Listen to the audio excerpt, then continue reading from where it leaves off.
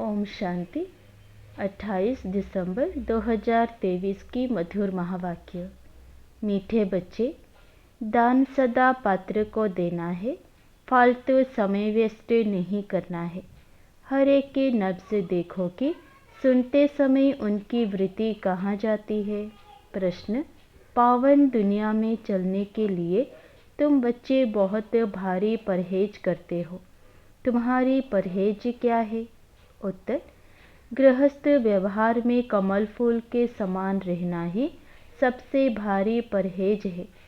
हमारा त्याग है सारी बेहद की पुरानी दुनिया का। एक आँख में है स्वीट होम, दूसरी आँख में है स्वीट राजधानी। इस पुरानी दुनिया को देखते हुए भी नहीं देखना, यह है बहुत बड़ी परहेज। इसी परहेज से पावन दुनिया में चले जाते हैं। गीत धीरज धर मनवा। ओम शांति। गीत सुनने से ही बच्चों को खुशी का पारा चढ़ जाना चाहिए, क्योंकि दुनिया में दुख तो है ही।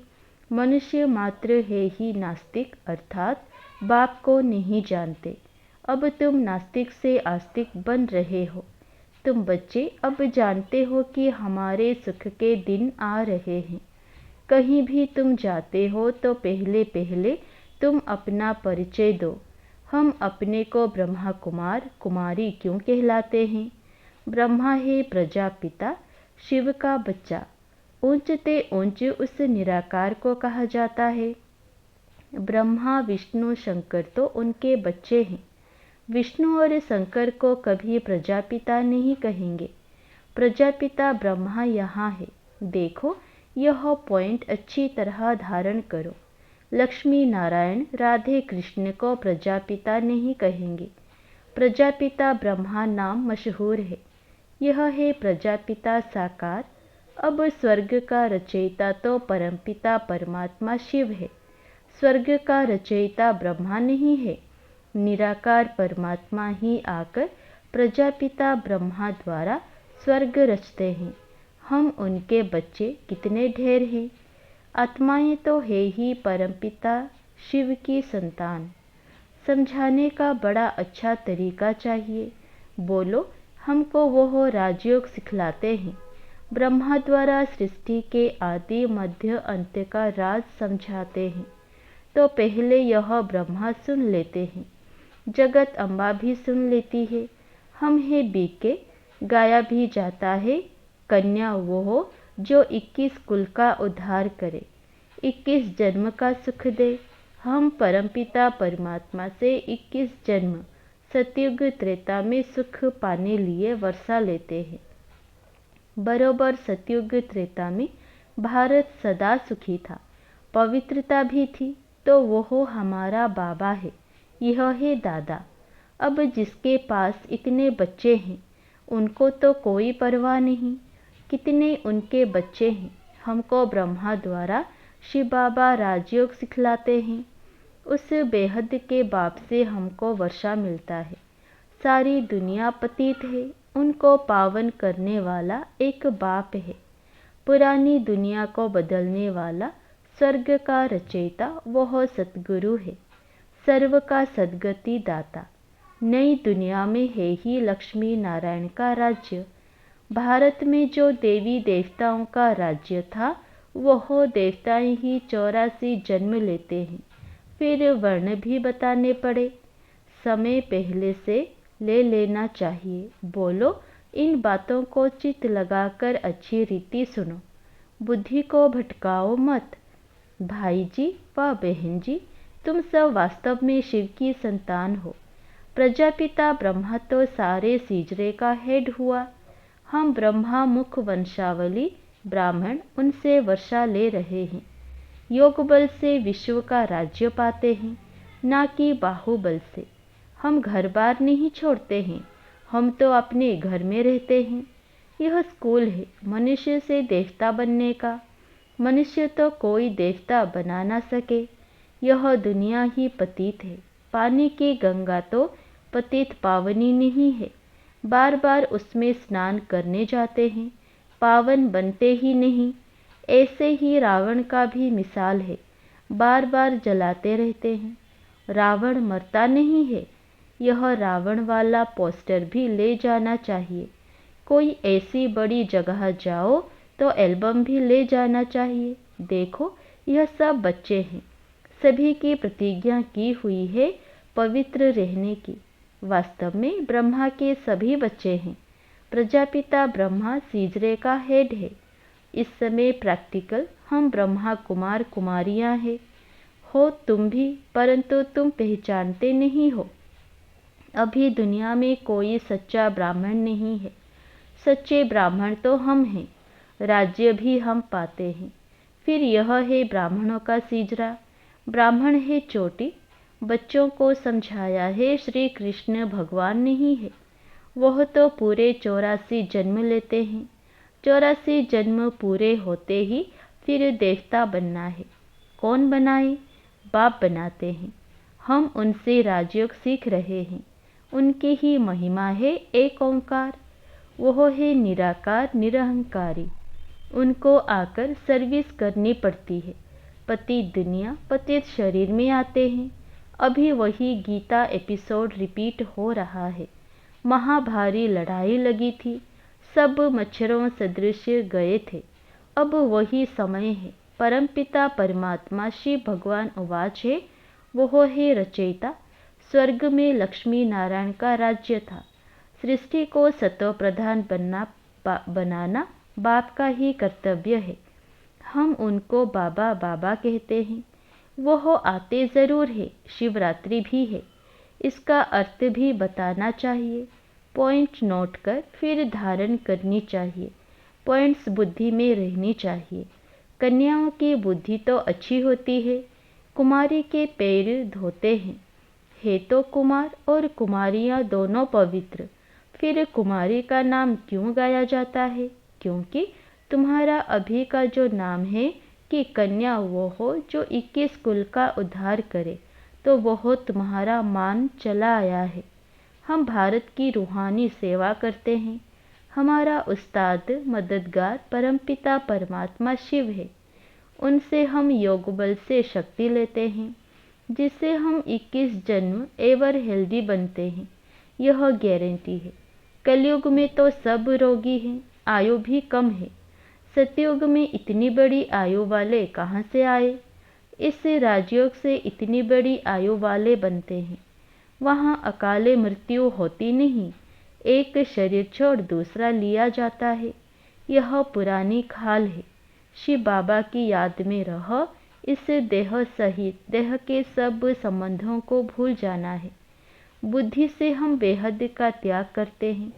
हमारी बुद्धियों की रूहानी यात्रा है। वह जिस्मानी यात्रा मनुष्य सिखलाते हैं। बुद्धि की यात्रा बाप के सिवाय कोई सिखलाने वाला नहीं है। यह राजयोग सीखने वाले ही स्वर्ग में आएंगे। अब फिर से सैपलिंग लग रहा है। हम सब उस बाप के बच्चे हैं। हम बच्चों को शिव बाबा से वर्षा मिलता है। यह दादा भी शिव बाबा से वर्षा लेते हैं।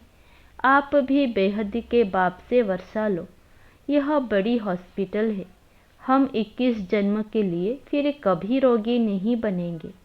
हम भारत की सच्ची सेवा कर रहे हैं। इसलिए गायन है शिव शक्ति सेना।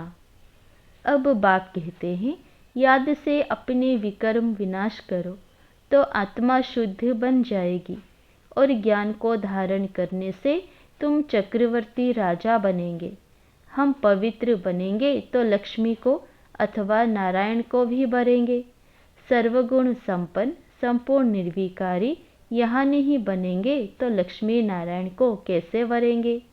इसलिए कहा जाता है, आईने में अपने को देखो। लक्ष्मी नारायण को वरने लायक बने हो। पूरा निष्ठमोहा नहीं बनेंगे तो लक्ष्मी को वर नहीं सकेंगे। फिर प्रजा में जाएंगे। शिव बाबा को भी परमधाम से आना पड़ता है। जरूर पति दुनिया में आए तो पावन बनाकर ले जाए। यहाँ हम परहेज भी बहुत रखते हैं।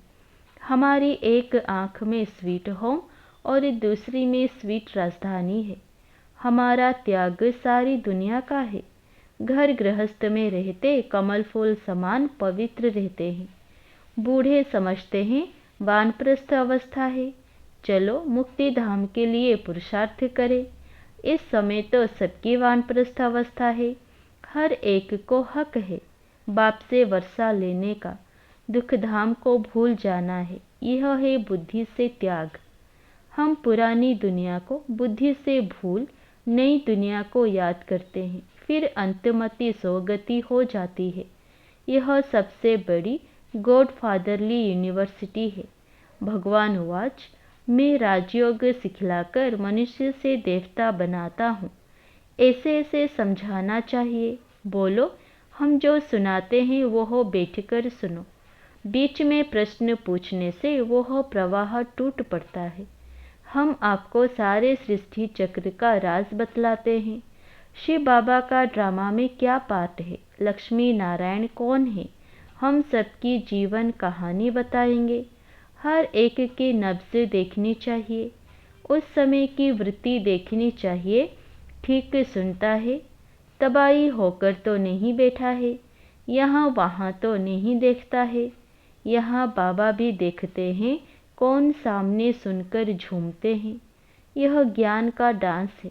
वे स्कूल तो छोटे होते हैं जो टीचर अच्छी रीति देख सके और नंबरवार बिठाए।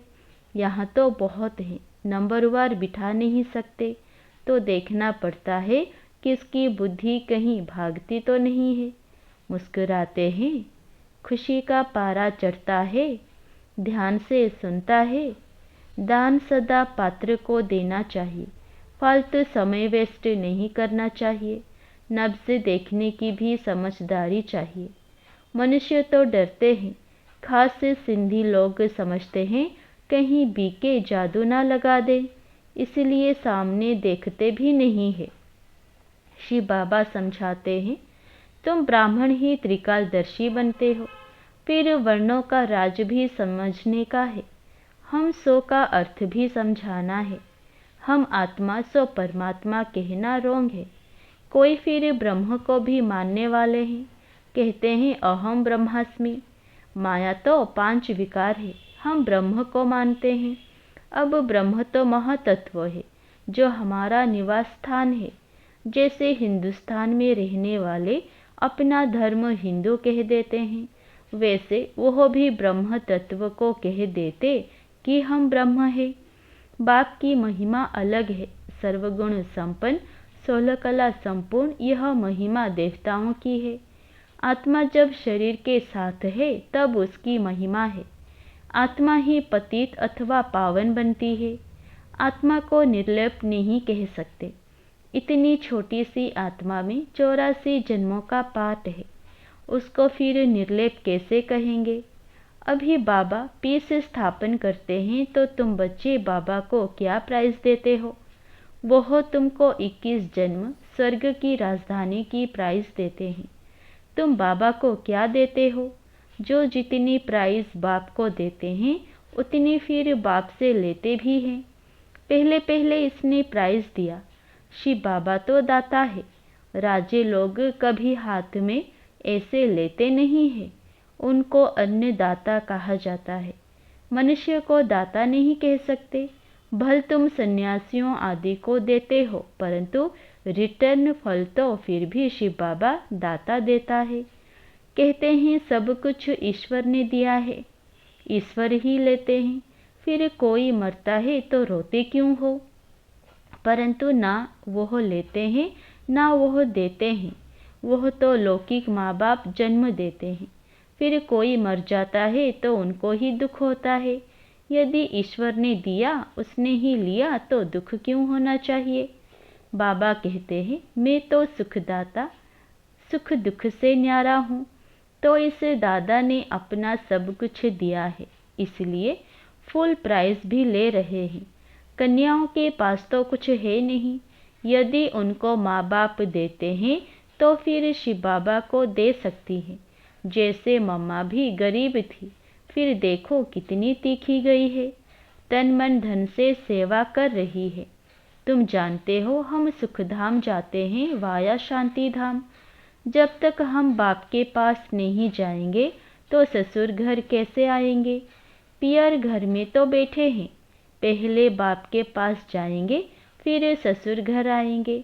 यह है शोक वाटिका, सतयुग है अशोक वाटिका।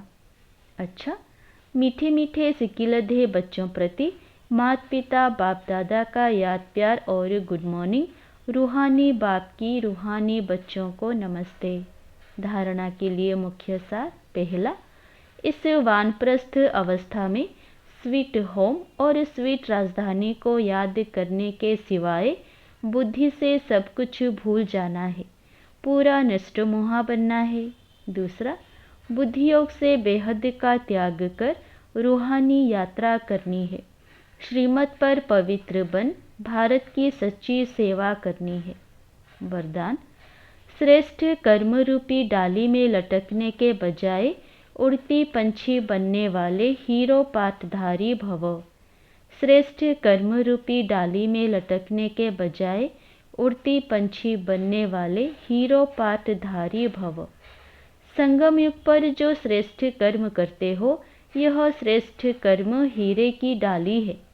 संगम युग का कैसा भी श्रेष्ठ कर्म हो, लेकिन श्रेष्ठ कर्म के बंधन में भी फंसना अथवा हद की कामना रखना, यह सोने की जंजीर है। इस सोने की जंजीर अथवा हीरे की डाली में भी लटकना नहीं है, क्योंकि बंधन तो बंधन है। इसलिए बाप दादा सभी उड़ते पंछियों को स्मृति दिलाते हैं कि सर्व बंधनों अर्थात हदों को पार कर हीरो पाटधारी बनो। स्लोगन, अंदर की स्थिति का दर्पण चेहरा है, चेहरा कभी खुश्क ना हो, खुशी का हो। अंदर की स्थिति का दर्पण चेहरा है, चेहरा कभी खुश्क ना हो, खुशी का हो। अच्छा, ओम शांति।